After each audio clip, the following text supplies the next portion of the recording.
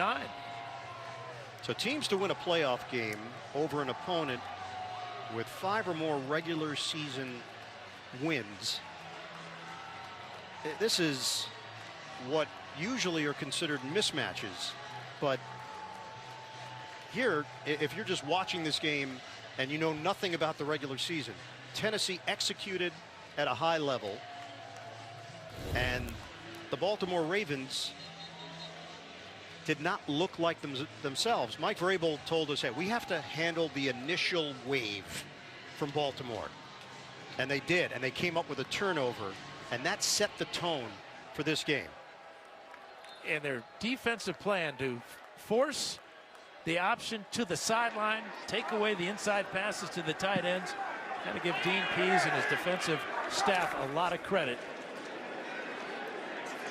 Now under 2 minutes left. Jackson downfield, incomplete.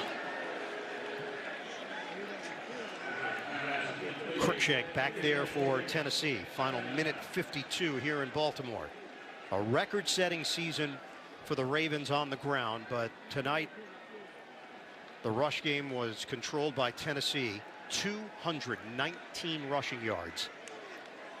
And while the numbers will look okay when the smoke clears for Baltimore, the result will not. 514 total yards of offense, but couldn't get it done when necessary, and 3 turnovers. Stubbed their toe time and time again. Marquise Brown with the catch. 17 yards. You'd never expect Mark Ingram to gain just 22 yards in the ball game, but remember, he was out for a while with that calf injury. Tried to gut it out in the second half, but that really affected their rushing attack. Yeah, no doubt. Jackson breaks away and gets hit down low. Play made by Harold Landry, who put together a career year. That's the 4th sack for the Tennessee Titans. They didn't have any sacks against New England. In fact, not a whole lot of pressure against the Patriots last week. Landry had 9 sacks during the regular season. Jackson skies it, incomplete. And the memories of a year ago and the postseason for Lamar Jackson, this one is going to stick with him for a while. He's thrown it 57 times, completing 31.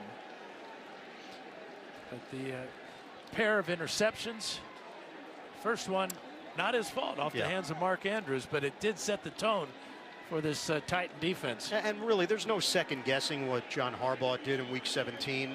Most coaches would do the same. You want to make sure your players are healthy. No reason to put them in a situation. The Pittsburgh Steelers were trying to stay alive.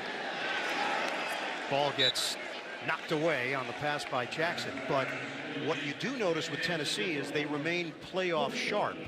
Because they were playing in meaningful games down the stretch of the season, that mentality was so apparent. And with Mike Vrabel, it kept them on edge and kept them ready for the next challenge. And they look more than ready tonight to take on the #1 seed. And they certainly have the attention of the Texans and the Chiefs after what we've seen tonight. They have to. Jackson on 4th and 11. And that'll do it. Off the hands of Miles Boykin. And Ravens fans are making their way to the exits, and they can't believe it. The Tennessee Titans are 49 seconds away from the AFC Championship game.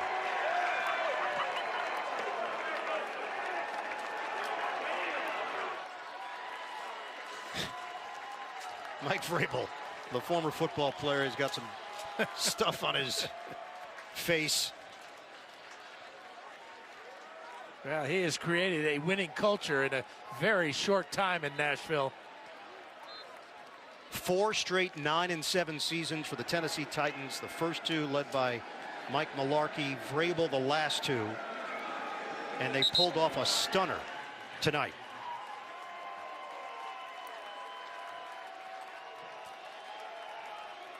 Vrabel taking the time to shake everybody's hand on that Tennessee sideline.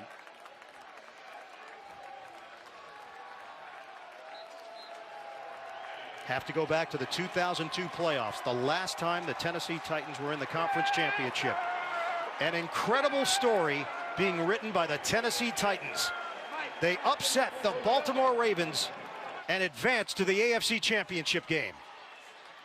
The #1 seed is out in the AFC. The Titans come into Baltimore and they get it done against the Ravens. 28-12, your final. Two Alabama guys sharing a moment, very close friends. Ingram and Henry.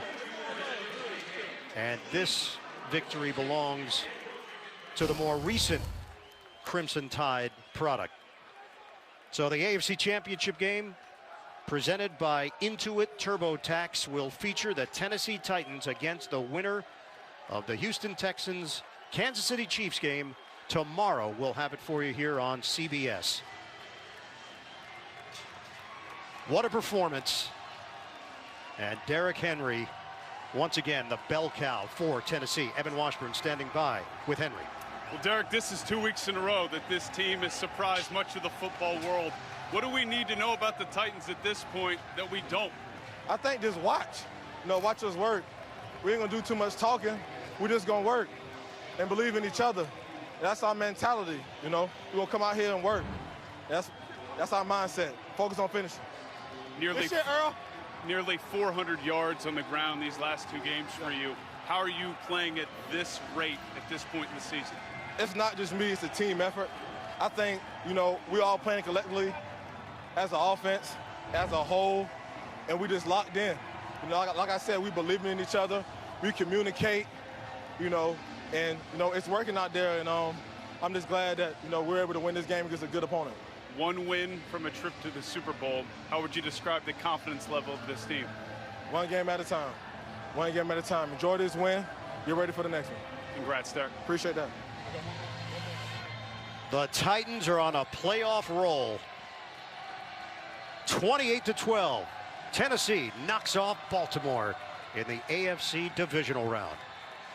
Coming up next, the State Farm postgame show.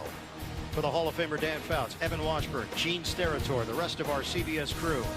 Iron Eagle saying so long from the Charm City. The Titans are going to the AFC Championship game. A decisive win over the #1 seed in the AFC, the Baltimore Ravens. We'll join James Brown in New York coming up right after this. Enjoy your football weekend.